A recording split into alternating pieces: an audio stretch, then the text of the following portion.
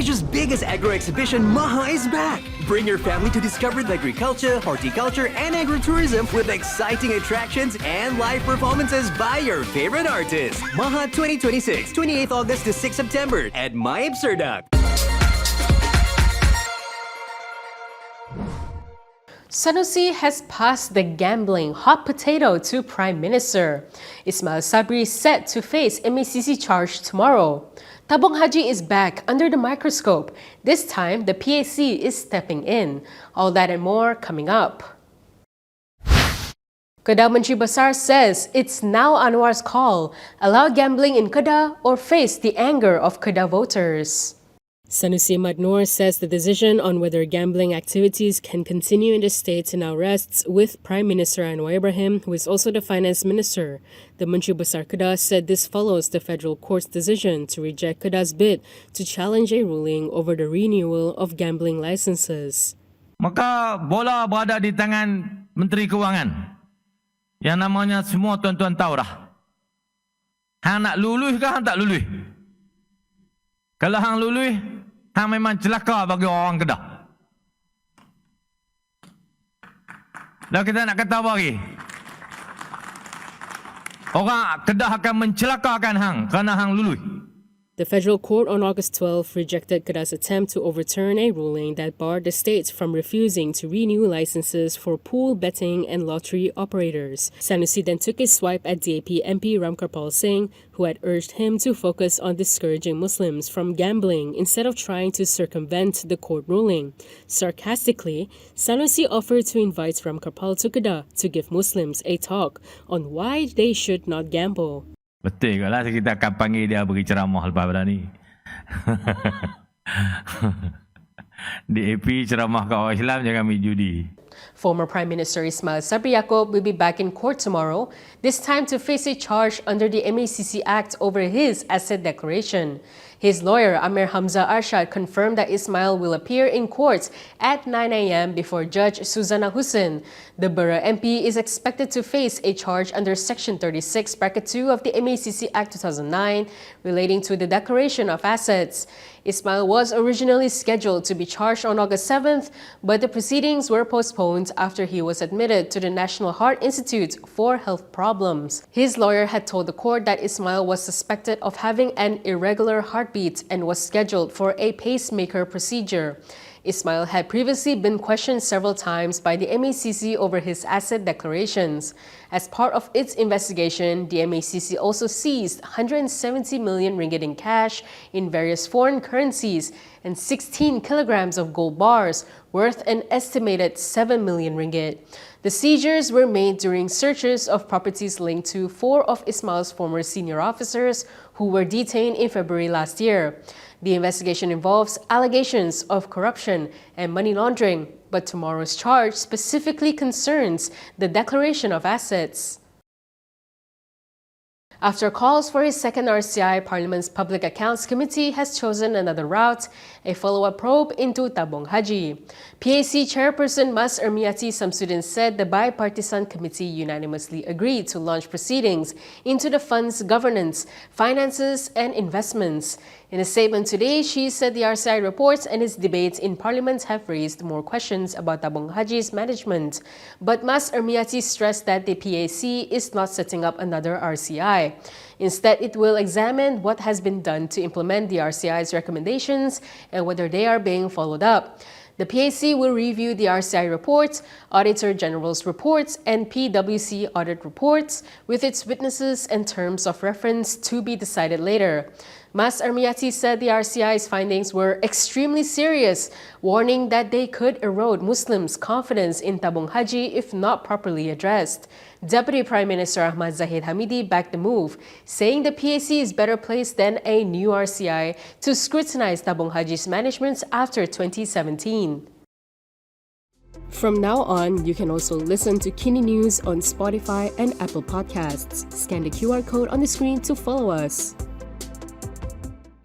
Tabung Haji is back in the political crossfire, with UMNO and PAS now pushing for a second RCI, this time focusing on what happened after 2018.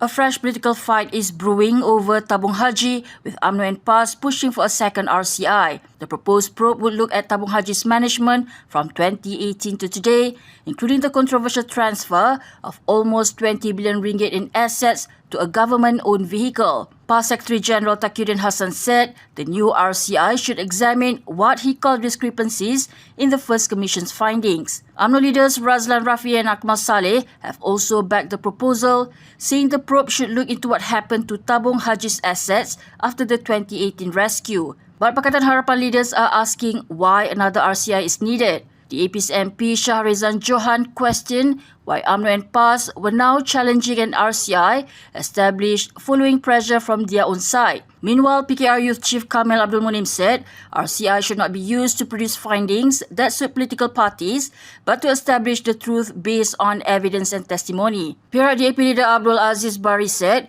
the push for a second RCI was at odds with the Agong's decree to fully investigate the first RCI findings and prosecute those responsible. Religious Affairs Minister Zulkifli Hasan also weighed in, urging MPs who claim to defend Muslim interests to stay in Parliament and debate the RCI finding instead of walking out. 4.8 billion ringgit discrepancy. Was the National Audit Department's audit really a failure? Former Auditor General Madinah Muhammad says not so fast. Former Auditor General Madinah Muhammad has hit back at criticism of the National Audit Department over its audit of Tabung Haji. Madinah, who was Auditor General from 2017 to 2019, said the audit was conducted according to the required standards, laws and available evidence. Saya bukan bergerak sendiri, tuan-tuan dan puan-puan. Saya ada pasukan audit yang hebat.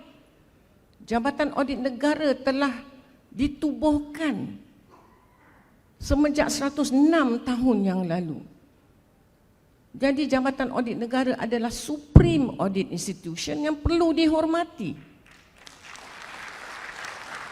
Madinah was speaking at the National Musyawarah Forum on Tabung Haji in Kuala Lumpur, attended by Deputy Prime Minister Ahmad Zahid Hamidi and PAS Secretary General Taqiyuddin Hassan. Her remarks came after the Tabung Haji RCI criticised the National Audit Department over its audits of the fund between 2014 and 2017. The RCI said Tabung Haji should have recorded a 1.4 billion ringgit loss in 2017 instead of the 3.4 billion ringgit profit it reported, a difference of almost 4.8 billion ringgit. But Madinah rejected comparisons between the department's audit and a later PricewaterhouseCoopers review, saying the two exercises had different objectives, terms of reference and methodologies.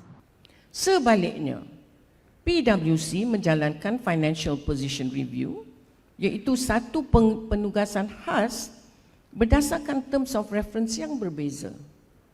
Semakan tersebut menggunakan pendekatan penilaian yang lebih luas terhadap kedudukan keuangan tabung haji, termasuk kaedah pengiktirafan rosot nilai yang berbeza daripada audit statutory. Perbezaan metodologi dan kaedah inilah yang menyebabkan kedua-dua laporan menghasilkan angka yang berbeza. From opposing Pakatan Harapan to potentially supporting it, could Bersatu be heading for a political rethink in Selangor? Bersatu Youth Chief Hilman Idham says it is not impossible for his party to support the Pakatan Harapan-led Selangor government until the end of its term. The Gombak Setia Assembly person said any such arrangement should ultimately be guided by the interests of the people. His remarks come after two Bersatu Assembly persons in Pahang pledged to support Menteri Besar Wan Rosdi Wan Ismail until the State Assembly is dissolved. Hilman said Bersatu had previously worked with both BN and Harapan, adding that political cooperation should not come at the expense of the people's interests. He also suggested that the Pahang arrangement could be a starting point for similar developments in other states, including Selangor. The possibility comes amid growing speculation over new political alignments ahead of the next Selangor election. Selangor Menteri Besar Amiruddin Syari has said Harapan is open to working with any party, including Bersatu and Perikatan Nasional, but stressed that no formal discussions have taken place. Hilman said voters were increasingly tired of divisive politics and wanted governments to focus on their concerns rather than political conflicts. Harapan currently controls 32 of Selangor's 56 seats, while Bersatu holds 11 and PAS 10, which means Harapan does not need Bersatu to maintain its majority. And that is all from me today. For more stories, you can go to Kinitv.com. You can also follow us on Instagram, X, YouTube, and Facebook for the latest news updates. If you'd like to support independent media, do consider subscribing to MalaysiaKini.com. I'm Camelia. Thanks for watching.